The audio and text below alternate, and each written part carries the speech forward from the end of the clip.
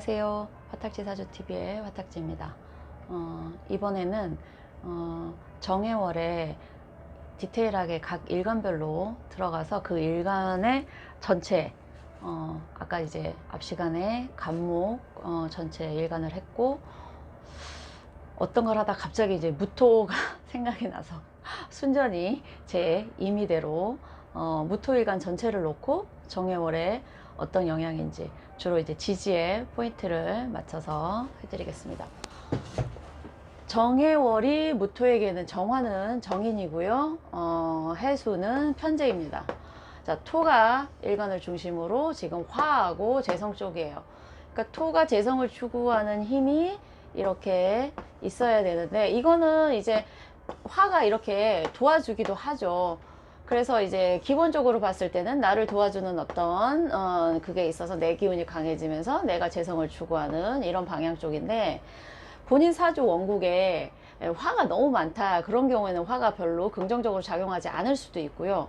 수가 너무 많다, 그런 경우에 수가 또 들어오기 때문에 또 이것도 역효과를 낼 수가 있기 때문에, 이거는 역시나 제가 늘 강조드리지만 본인 사주 원국에서 오행의 분포와 그 다음에 용의신의 작용을 보고 재성이 들어온다고 해도 그 재성이 어느 정도 규모로 들어오고 또 이제 긍정적인 방향일지 이런 거를 보셔야 된다 늘 말씀드리고 있고요. 또 정해월에 제가 엄청 반복을 하는데, 이제 그래서 지장간의 이해가 이렇게 반복을 하다 보면 어느 정도 자연히 이해가 되실 거예요. 간목이 처음 장생을 하고 임수가 임정합 이렇게 암학을 하면서 목을 하기 때문에 토일간에게는 목기운이 새로 생기는 시기다.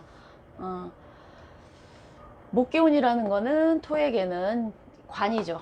관성이죠. 그리고 이 간목이 이 목기운이 양의 목이기 때문에 무토에게는 이제 편관일 거예요.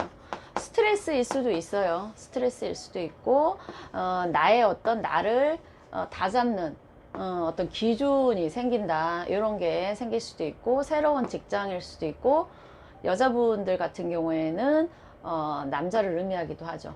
자, 무자일주예요. 재성을 끼고 있는 무토에게 인성이 도와주면서 해수가 이렇게 또 하나 형성돼서 사실 이렇게 재성이 두 개 있는 상태에서 다른 또 이쪽에 만약에 축토가 있다, 그럼 해자축 수국이 되면서 수가 엄청 강해지는 거예요.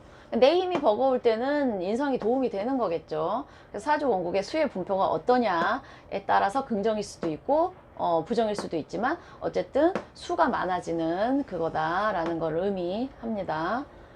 그리고 자, 해수가 들어갔을 때는 인목이랑 해인한 목이 돼요. 그러니까 무인일주 자체가 원래 관성을 끼고 있어서 기본적으로 스트레스를 조금 받는 일주인데, 이 편재가 편재라서 돈이 들어온다지만 결국 합이 돼서 목으로 간다라는 거는, 물론 뭐 아주 쉽게 돈이 들어왔는데 내가 나갈 일이 생긴다, 이렇게 해석을 할 수도 있고요. 또 해인한 목이 육합이 되면서 목 기운이 더 강해지는 거죠. 그러니까 내가 돈을 벌어도 내 스트레스는 더 강하게 나를 칠 수도 있고, 또 만약에 무토일간인 경우에 해수가 만약에 용신이면 용신이 해인한 목이 돼버리기 때문에 용신을 잘 못 쓰게 되고, 만약에 목이 용신인 같은 경우에는 더 강해지기 때문에 좋은 측면이 될 수도 있는 거죠. 하지만 기본적으로 관이 용신이신 분들은 용신을 쓰면서도 스트레스를 받아요. 그러니까 용신이 무조건 좋다라기보다 어디에 있는 기운이 용신으로 들어오느냐. 근데 관이 용신이라는 거는 그만큼 본인이 하면서 스트레스를 받겠죠. 그리고 자, 무진일주에게는 진해 귀문 원진이 되죠.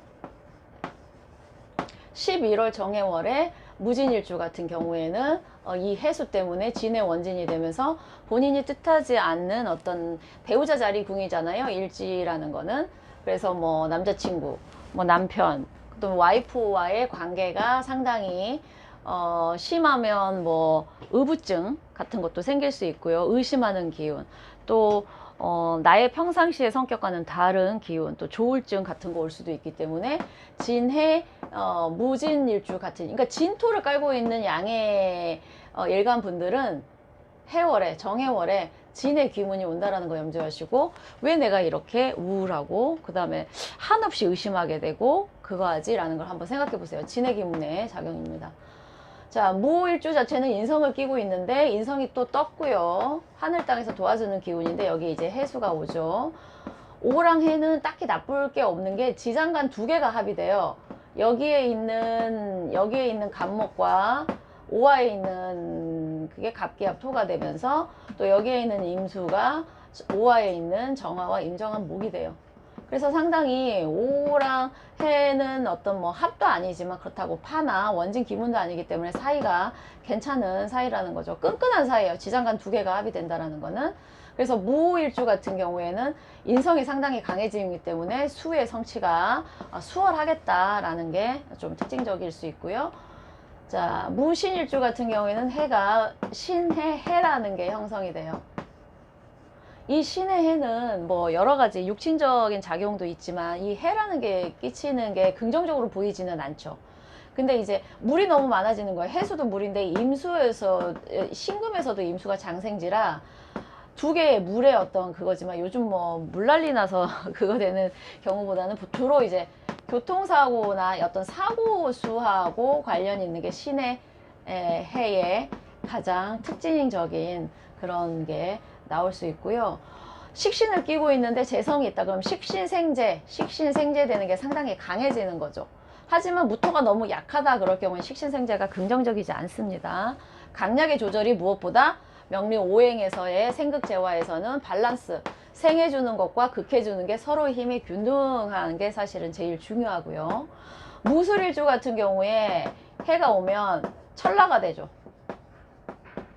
네. 이게 실질적인 상황이 깝깝하다 일 수도 있지만 본인이 느끼기에 뭔가 답답함을 느끼는 거예요. 갑술일주에서도 설명드렸지만 천라는 세상을 벗어나서 날고 싶은데 하늘에 그물이 걸려 있어서 하늘은 보지만 그 하늘로 자유롭게 날 수가 없는 상황이에요. 하지만 기본적으로 정해월이 한 12월 초반까지니까요. 간목의 탄생과 그 다음에 임수가 임정합이 되면서 이 목기운의 탄생이 가장 특징이 있고, 근데 아무리 무토가 목기운의 탄생일지라도 각 일주마다 이 지지에 있는 것들이 해수와 어떻게 작용을 하느냐에 따라서 각각의 차이는 있을 수 있다라는 점 말씀드리겠습니다. 감사합니다.